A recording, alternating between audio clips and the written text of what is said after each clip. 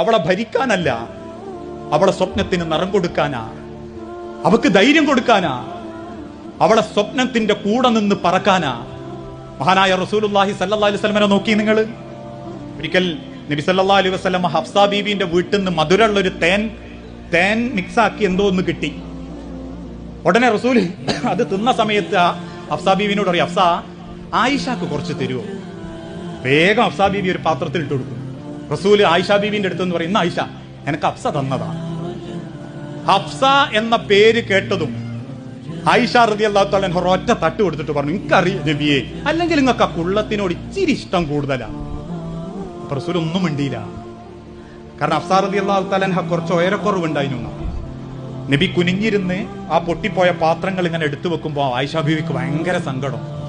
ആയിഷ ബീവി ഓടി വന്ന് ചോദിക്കും, റസൂലേ, നിങ്ങൾക്കൊന്നിന്നെ ചീത്ത പറഞ്ഞുകൂടായിനോ? ഇല്ല, എന്നെ ഒന്ന് തല്ലെങ്കിലും ചെയ്തുകൂടാ നബിയെ? റസൂൽ പറഞ്ഞു, ആയിഷ, അങ്ങനെ ഞാൻ ചെയ്താൽ ഞാൻ എങ്ങനെ ആയിഷ ഒരു